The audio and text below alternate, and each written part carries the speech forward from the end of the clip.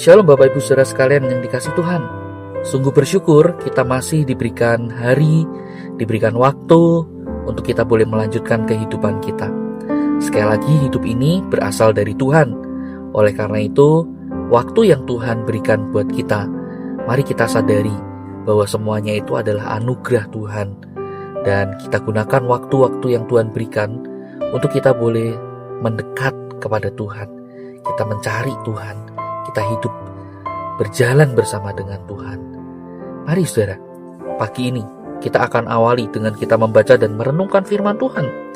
Tema perenungan kita pada pagi ini yaitu adalah melihat dengan mata iman. Dan mari kita lihat di dalam 2 Raja-Raja pasal 6 ayat 17, demikian firman Tuhan. Lalu berdoalah Elisa, "Ya Tuhan, bukalah kiranya matanya, supaya ia melihat." Maka Tuhan membuka mata bujang itu sehingga ia melihat. Tampaklah gunung itu penuh dengan kuda dan kereta berapi sekeliling Elisa. Sampai di sini kita membaca firman Tuhan, dan sebelum merenungkannya mari kita berdoa. Tuhan, firman-Mu sudah kami baca dan kami hendak merenungkannya. Berbicaralah Tuhan, bentuk hati kami, agar hati kami boleh terus menjadi hati yang berkenan di hadapan Tuhan. Tolong kami Tuhan, kami berdoa di dalam nama Tuhan Yesus. Amin.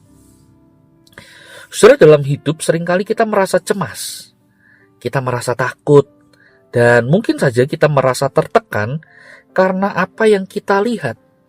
Apalagi di hari-hari ini, begitu banyak berita buruk yang kita bisa temukan dengan mudah.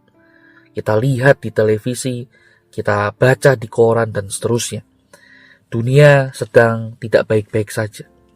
Masalah terasa besar, tekanan terasa nyata, dan kalau kita melihat semuanya itu, situasi seolah-olah tidak memberikan kita harapan. Kita hidup saudara berdasarkan apa yang tampak di depan mata, dan seringkali itu membuat hati kita goyah. Nah saudara, hal ini juga dialami oleh bujang Elisa di dalam 2 Raja-Raja pasal yang ke-6. Ketika ia bangun pagi dan melihat kotanya dikepung oleh pasukan Aram, saudara, bujang Elisa begitu panik, ia langsung panik. Apa yang ia lihat begitu nyata, musuh, ancaman, dan mara bahaya. Tetapi saudara perhatikan bagaimana Elisa merespon. Ia merespon dengan cara yang berbeda. Elisa tidak menyangkal realita, tetapi ia melihat realita yang lebih besar, yaitu realita rohani yang tidak terlihat. Elisa berkata kepada bujangnya, "Jangan takut, sebab yang menyertai kita lebih banyak daripada yang menyertai mereka." Lalu ia berdoa agar Allah membuka mata bujangnya itu. Dan ketika Tuhan membuka matanya, bujang itu melihat sesuatu yang lebih besar, yang luar biasa. Gunung penuh dengan kuda dan kereta berapi. Pasukan surgawi melindungi mereka. Nah, saudara, kisah ini mengajarkan bahwa masalah utama kita bukanlah sekedar situasi di luar, tetapi penglihatan di dalam hati kita. Seringkali kita buta secara rohani. Kita hanya melihat apa yang kelihatan, tetapi gagal melihat bahwa Allah itu hadir, Allah itu bekerja dan berkuasa atas hidup kita. Dan disinilah juga saudara Injil berbicara kepada kita. Injil menunjukkan betapa kita adalah orang-orang yang buta secara rohani. Kita adalah orang-orang yang tidak mampu melihat karya Allah, kemuliaan Allah, kuasa Allah. Seringkali saudara yang menjadi fokus kita bukanlah bagaimana Allah bekerja dalam hidup kita. Yang menjadi fokus kita seringkali adalah apa, saudara?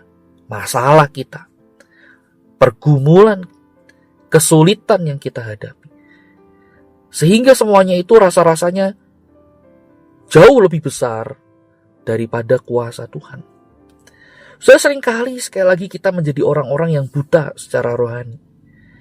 Kita tidak bisa melihat bagaimana Allah itu jauh lebih besar daripada semua persoalan yang kita hadapi.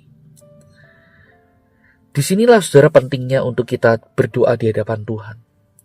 untuk kita memohon kepada Tuhan terus menolong kita untuk membuka mata hati kita, mata rohani kita, untuk melihat bagaimana Tuhan itu jauh lebih besar, jauh lebih berkuasa dari persoalan yang kita hadapi, yang kita lihat. Nah, saudara, saya ingin mengajak kita dalam perenungan ini untuk kembali melihat bagaimana salib dan kebangkitan Kristus yang dinyatakan oleh Injil itu memberi kita mata yang baru, mata iman. Kita mungkin masih menghadapi masalah yang sama, tetapi ketika kita melihat dengan mata iman yang baru, yang Tuhan berikan, saudara, kita bisa melihat bahwa ada Tuhan di sana. Saudara, Tuhan tidak hanya berkuasa, tidak hanya baik pada saat hidup kita lancar, baik-baik saja, nyaman. Bahkan di dalam lembah kekelaman, saudara, Tuhan tetap baik untuk kita. Ia menyertai, ia tidak hanya menuntut kita, tetapi ia adalah Allah yang menuntun kita berjalan di dalam lembah kekelaman. Ia berkuasa, ia bekerja di tengah situasi yang sulit dalam hidup kita. Nah, saudara, disinilah pentingnya untuk kita melihat dengan mata iman yang benar. Dan mari kita terus memohon, kiranya Tuhan menolong kita. Kita boleh berdoa, Tuhan, bukalah mataku supaya aku melihat kuasa-Mu. Belajar melihat dengan mata iman, untuk kita percaya bahwa kehadiran dan kuasa Tuhan lebih besar dari setiap persoalan yang kita hadapi. Dan dengan pengharapan yang demikian, kita akan dimampukan, kita akan diyakinkan untuk berjalan, mengatasi lembah kekelaman kita, dengan kita tahu bahwa kita tidak berjalan sendiri. Kiranya Tuhan menolong kita. Mari kita berdoa. Tuhan, terima kasih untuk firman-Mu yang boleh menunjukkan pada kami betapa kami perlu mempunyai mata iman yang benar. Dan bukalah mata iman kami, Tuhan, untuk kami boleh melihat bahwa kuasa-Mu jauh lebih besar dari setiap persoalan yang kami hadapi. Sehingga apa yang kami lihat adalah kebaikan Tuhan di sepanjang hidup kami. Tuhan, mampukan kami berdoa di dalam nama Tuhan Yesus. Amin. Selamat pagi, Tuhan Yesus memberkati kita.